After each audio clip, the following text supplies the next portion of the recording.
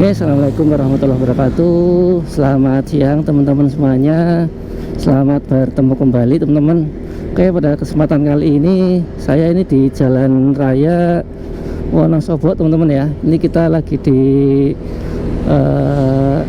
arah dari Banjarnegara teman-teman, mau ke arah kota Wonosobo ya.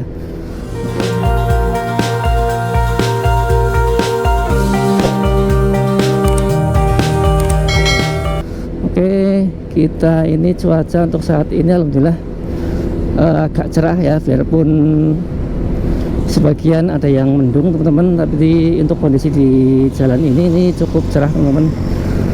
Oke, ini saya ngevlog ya, ngevlog dengan kendaraan yang baru ya. Kita coba yang seperti review, mungkin sudah kita review sebelumnya ya. Ini kita pakai Vario 160 ya untuk ngevlog teman-teman. Ini memang cukup ringan ya, saya rasa ini cukup ringan untuk larinya, biarpun memang ini belum maksimal saya gunakan ya, karena memang ini masih di bawah 500 km teman-teman. Oke, kita ini baru jalan 150 kilo teman-teman ya. Ya, jadi untuk sesuai dengan pemakaian awal ya, sesuai dengan buku panduan ya, bahwa untuk Vario 160 ini kita untuk awal-awal harus jangan sampai kita membuka gas terlalu dalam teman-teman ya. Biarpun memang saat sempat nanya ke bengkel ya, ke bengkelnya waktu saat pertama kali ambil unitnya, itu memang untuk motor-motor tahun 2010 ke atas itu katanya sudah tidak perlu lagi menggunakan istilah rayen-rayen teman-teman ya. Jadi udah tidak ada in rayen ya.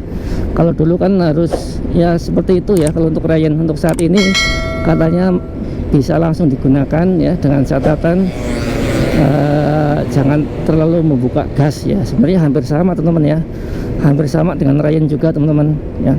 Kemudian kalau kita baca di buku petunjuk itu sebelum 500 kilo itu adalah kita dilarang atau jangan membuka gas terlalu dalam ya. Kemudian juga kita jangan melakukan pengereman secara mendadak ya. Kemudian kita hanya 3 poin ya. Yang ketiga itu berkendaralah seperti biasa teman-teman. Jadi jangan terlalu cepat, jangan terlalu pelan ya, mungkin ya seperti biasa lah teman-teman ya. Ya usahakan tetap jangan sampai membuka gasnya ini terlalu dalam teman-teman ya. Oke, jadi seperti itu untuk cara berkendaranya untuk pertama kali menggunakan sepeda motor Vario 160 ini teman-teman. Ini cukup ringan ya dibanding dengan mungkin sebelumnya, karena dari cc memang kita udah besar teman-teman ya. Dari cc aja kita udah besar 160 ya, sama dengan PCX juga yang 160 teman-teman.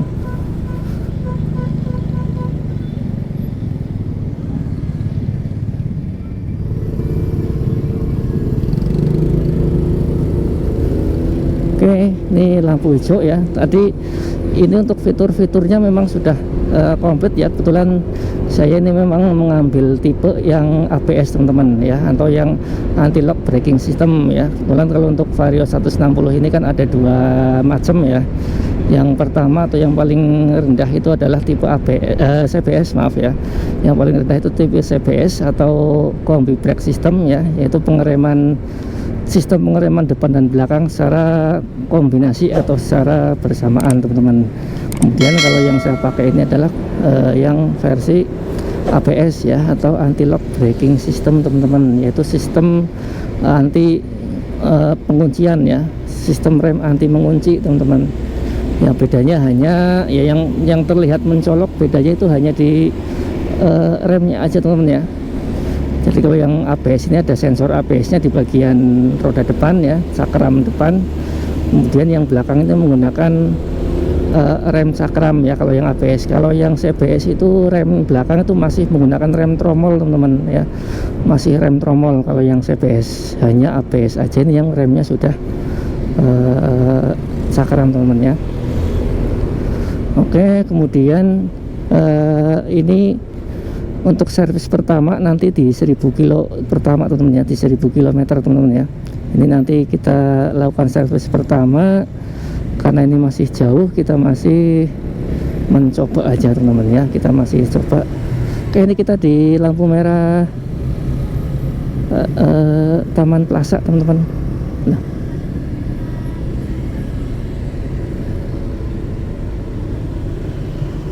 cukup ramai ya, hati-hati. Ini cukup ramai kendaraannya ya, karena memang ini juga sekarang hari libur teman-teman, jadi harap dimaklumi ya. Oke, kita sebelah kanan ada Taman Plaza ya.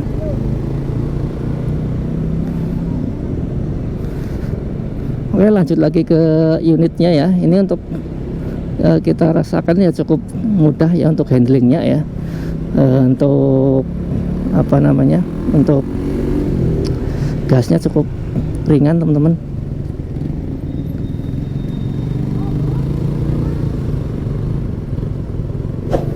Ini cukup ringan, cukup ini sekali teman-teman ya. Oke, kita mungkin ini ke arah alun-alun teman-teman, alun-alun Wonosobo ya. Nah, ini cukup ramai di sini. Harap hati-hati, harap bersabar.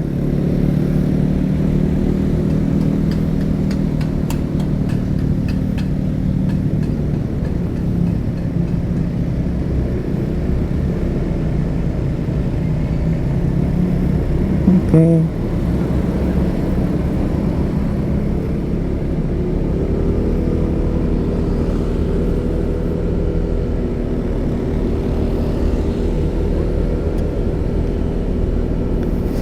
Di depan kita sampai di alun-alun Wonosobo ya. Ini ada air mansurnya di sebelah sini. Kemudian di sebelah sana itu lokasi alun-alun ya. Ini cukup ramai juga teman-teman. Ini cukup ramai ya, banyak kegiatan-kegiatan yang dilakukan di sebelah sini. Oke, inilah suasana di sekitar alun-alun Wonosobo. Ya, ini udah cukup ramai sekali. Ya, karena memang alhamdulillah ya untuk saat ini pandemi insya Allah sudah berakhir teman-teman ya. Jadi sudah mulai ramai lagi untuk kondisinya teman-teman. Kini kita bisa lihat ya di sebelah sini ini cukup ini juga teman-teman, cukup padat juga.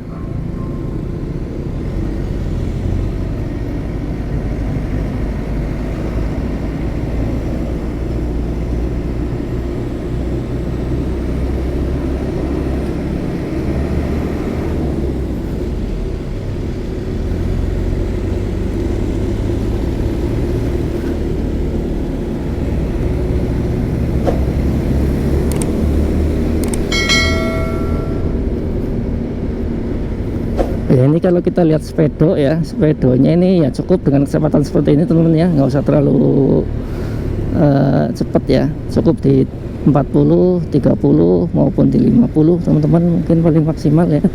Ini untuk kecepatannya. Kemudian ini untuk kilometer yang sudah kita tempuh, untuk jam digitalnya teman-teman. Kemudian ini adalah indikator untuk semacam kayak eco ya, ekonomi teman-teman ya. Jadi ini kalau semua lebih full sampai sini nih, untuk bahan bakar bisa lebih irit teman-teman ya. Kalau semua sampai full lah seperti ini indikatornya menunjukkan bahwa kendaraan ini lebih irit teman-teman. Nah, kalau seperti ini di tengah atau mungkin di sebelah sini mungkin agak boros teman-teman ya, kayak mungkin seperti itu.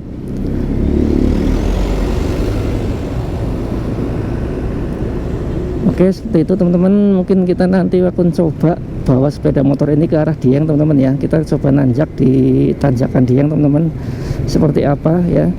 Yang kita tetap ikuti terus ya untuk perjalanan kali ini ya. Mungkin kita akan coba ya untuk naik ke puncak gunung teman-teman. Oke, terima kasih sudah menonton. Jangan lupa like, comment, subscribe. Assalamualaikum warahmatullahi wabarakatuh.